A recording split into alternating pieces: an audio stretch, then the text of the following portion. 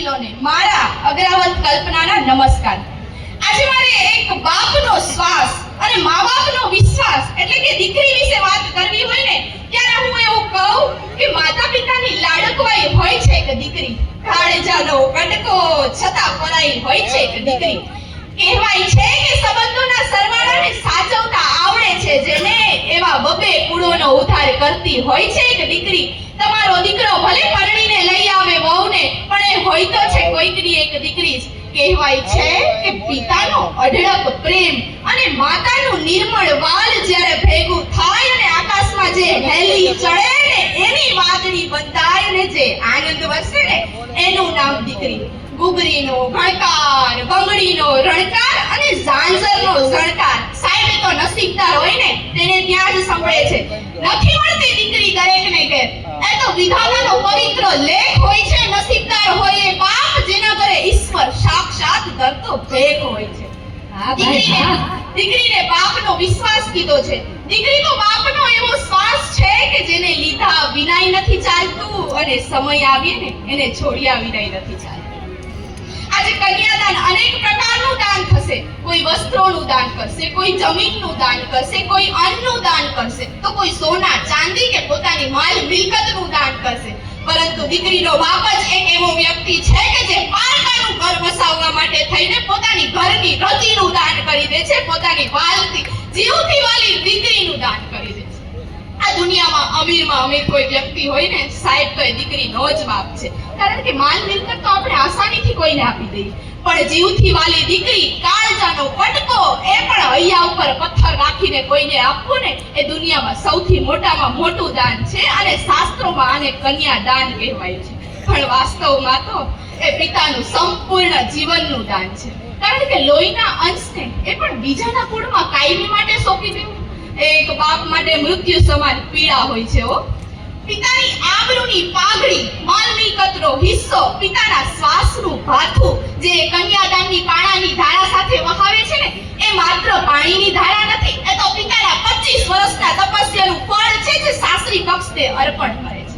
કન્યાદાનને ભલે આપણે મોટામાં મોટું દાન કહીએ, પણ એ તો પિતાના પુણ્યનું વિસર્જન છે. કારણ કે બાપે આખી જિંદગી જે પુણ્ય કર્યા હોય ને ત્યારે એના ઘરે એ ફળ સ્વરૂપે દીકરી મળે છે. દીકરી અવતરે છે ને આજે એ ફળ એ વરરાજાને પોતાની આખી જિંદગીની કમાણી, એ પોતાના આખા ભાગ્યનું પુણ્ય એ વરરાજાને સોંપી દે છે.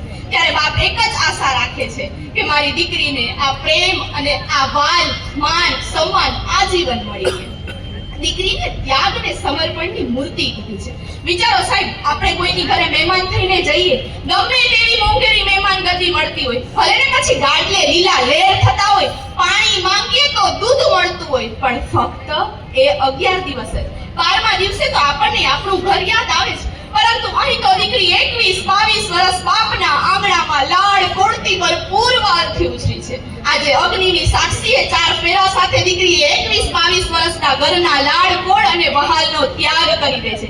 આપણે જેને મંગળ ફેરા કહીએ છીએ ને, હકીકતમાં એ દીકરી માટે પોતાના પિયરની આખરી પ્રદક્ષિણા હોય છે. એ એક ફેરો દીકરી માટે કસોટી સમાન હોય છે. જ્યારે દીકરી પહેલો ફેરો ફરે છે ને ત્યારે એ આંગણે રમેલી રમતો, એ શેરીઓ, એ બાળપણની આઝાદીને છોડી દે છે. જ્યારે બીજો ફેરો ફરે છે ને ત્યારે દીકરી પોતાની ઓળખ એટલે કે બાપની અટકનો ત્યાગ કરી દે છે. ત્રીજો ફેરો જ્યારે દીકરી ફરે છે ને ત્યારે જેના ખોળામાં રમીને મોટી થઈ છે એવા લોહીના સગપણનો, પોતાની મા-બાપની છત્ર છાયાનો ત્યાગ કરી દે છે.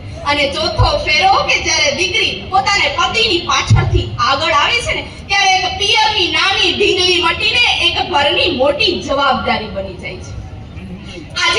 આજે આ કળિયુગમાં માણસ એક સ્વભાવ બદલવા તૈયાર નથી હોતો, ત્યારે દીકરી આ પવિત્ર અગ્નિની સાક્ષીએ પોતાનું આખું જીવન બદલાવી નાખે છે. એ માત્ર અગ્નિમાં લાકડા નથી બળતા, એ તો દીકરીના 21-22 વર્ષના લાડ, કોળ, વહાલ અને અરમાનોનું અને પિયરનું નામ પણ હોમાઈ જાય છે. ત્યારે જઈને એક નવું ઘર વસે છે. હકીકતમાં સાસરિયા આવતી દીકરી પિતાના ઘરેથી શું લાવીને એ વાતનો વિચાર કરતા પહેલા શું મૂકી આવીને એ વાતનો વિચાર કરવો જોઈએ. આજે કળિયુગમાં માણસ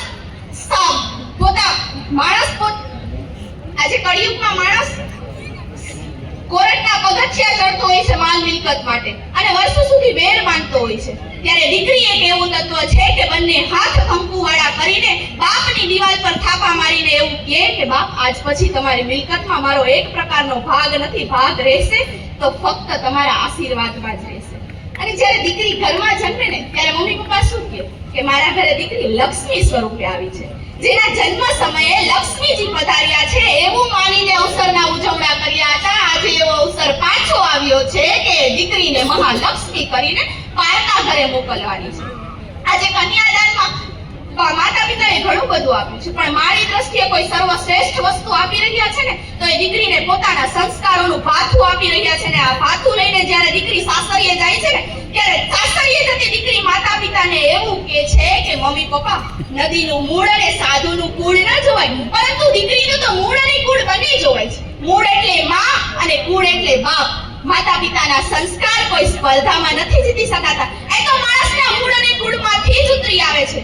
મમ્મી પપ્પા આજ સુધી હું તમારી દીકરી હતી, હવેથી મારા સ્ત્રી ધર્મમાં પરિવર્તન થશે, પુત્રવધુ તરીકેની મારી સફર શરૂ થશે.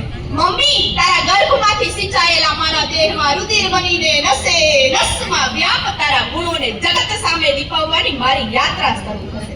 પપ્પા તમારા કુળમાંથી ઉતરી આવેલી ખાનદાની મારી આગળની પેઢીમાં સિંચવાનું મારું કાર્ય શરૂ થશે. મમ્મી પપ્પા આજ સુધી તો હું તમારી દીકરી હતી, કાલથી તો મારા સવાયા મા બાપની પુત્રવધુ થઈને વળીશ. મને ખબર છે કાલે મને ઘરના ખૂણે ખૂણે શોધશો, સંદેહ છે હું નહીં મળું, પરંતુ ઘરમાં ઠેક ઠેકાણે સંતાયેલી જરૂર જોવા મળીશ. એ પાપા પગલીમાં, એ રૂપાળી ઢીંગલીમાં, મારી સાયકલની ઉતરેલી ચેનમાં, એ પાટી પેનમાં, ઘરમાં ખોવાયેલા મારા બાળપણમાં, બળી ગયેલી રોટલીના કાળા પડમાં, તમારા કપાળમાં ઉતરી આવેલી સાળમાં, હૃદયની ગમગીનીમાં, આંખોના ખાલીપામાં અને તમારા આંસુ લૂછવા લંબાયેલા તમારા જ વાતમાં, ઘરના દરવાજે કરેલા કંકુના થાપામાં હું ઠેક ઠેકાણે વેરાયેલી રહીશ. મમ્મી પપ્પા તમે મને ભૌતિક સ્વરૂપે તો ઘણું બધું આપ્યું છે, પણ જે માનસિક અને આધ્યાત્મિક સ્વરૂપે આપ્યું છે ને તેની હું અને મારી આવનારી પેઢી સદૈવ તમારી ઋણી રહેશે. પપ્પા તમે મારી ચિંતા ન કરતા, હું તો દીકરી છું, ખડખડ વહેતી નદી છું, હું મારો રસ્તો પંડાળી જ લઈશ. મને મારો સાગર મળી ગયો છે, હું એમાં જરૂરથી પડી જઈશ. મને ખબર છે વિદાયની આ વસમી વેળાએ તમે રડ્યા વિના નહીં રહી શકો, પરંતુ તમારા એ રુદનમાં મારા સુખી થવાના આશીર્વાદ ઉભરાતા હશે. મમ્મી પપ્પા કાલથી તો હું મારા સવાયા મા બાપની પુત્રવધુ થઈને મળીશ. હા હું જરૂરથી મળીશ. અંતે શ્રી લેવા પટેલ સોશિયલ ગ્રુપ મવડીનો હું ખૂબ ખૂબ આભાર વ્યક્ત કરું છું કે મને આ ભવ્ય પ્રસંગે મારા શબ્દ કહેવાનો સોનેરી મોકો આપ્યો.